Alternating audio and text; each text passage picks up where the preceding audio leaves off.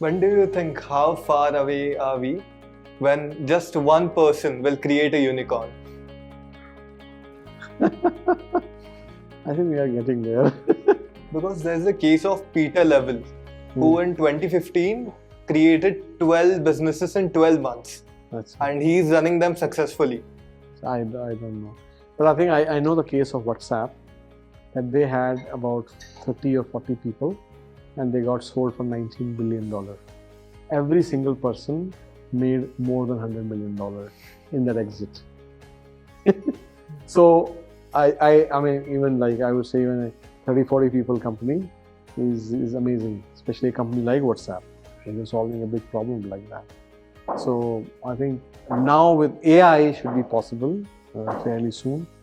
But I don't think that's a great thing for humanity, right? Think about one person creating. Why not have more people? Why not share, right? What is so great about one person creating 12 companies? Meaning from the humanity perspective, right? It's not good for humanity. You are depriving 12 other 11 people of the chance to create, right?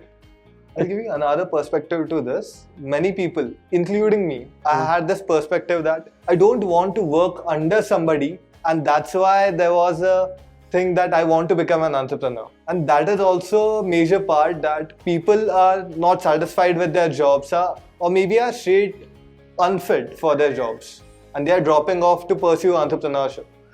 So what do you think, what can be the reason, the true reason through which one can pursue entrepreneurship? What are the check boxes? See, there's not too long ago, I had a team of about 25 young kids like yourself, students, majority of them. They were here and they just happened to, they wanted, it was my counsel and I spoke to them, and I was really shocked to find that 22 out of those 25 wanted to start some business. Though many of them, majority of them had no idea what business and how, but they wanted to. I think the awareness that we have now around us, when I was growing up, when I was their age or younger than that, I think my father was a government servant. So government service, you prepare yourself with government service, learning typewriting or shorthand. My father was a clerk. So that was a dream job, right? For many, not for me, but for many, right? And then came an era where people started thinking that a private company's job where I'm earning a lot of money, at least I have a 10, 20, 30 lakh package and all that. That became a dream thing, right? Now people are thinking that I want to start something of my own. And I think now a 20-year-old guy in his mind thinking I don't want to work for anybody, I don't think it's that very strong. He may have heard that, so he may be repeating it because he has never worked. So he doesn't know. I don't think that particular thing is his motivation. That may be a fad. Because he has not worked for anybody. It's not that he has worked for them and say, oh, I don't like this, I like this. You can't compare. But I think it is more like now there's awareness and there are tools available to you to be able to start. I visited someone a few months ago in Delhi, in New Delhi. These guys were running a studio and he was making a lot of money just running a studio. He rents a studio to others and he also runs his own podcast and he also kind of runs a social media marketing company and he's making very good money. And he was perhaps 22, 23-year-old guy. And I know another kid who, one of our, heartfulness practitioner kid, who's at 19-year-old, he started an influencer agency. Now, I don't think he thought I need to do a startup, I don't want to work for.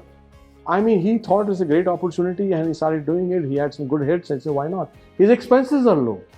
Now, only thing I will say to him is, people like him, if he has a good mentor who helps him think about going to a multi-million-dollar agency, a multi-million-dollar thing, rather than just doing something small. Because he may think I'm making, let's say, $2 million, and good enough. He should think about $2 billion eventually. How do I grow to that, right? So someone has to help him think about the scalability of his business model, which I'm sure he'll find and he will think about it. Right? But it's a healthy trend, I think. I always recommend to people, complete your education and if possible, work somewhere for a year or two to gain some experience so that you can actually decide what you want to do. That's just, maybe you can say I'm old-fashioned, but I think having worked with many young people, I have also seen disappointments. I'm telling you some successful cases, but I've also seen disappointments. People try to do many things and they are not successful, and finally they give up, and then they don't know what to do. They're total directionless and all. So I have seen that too.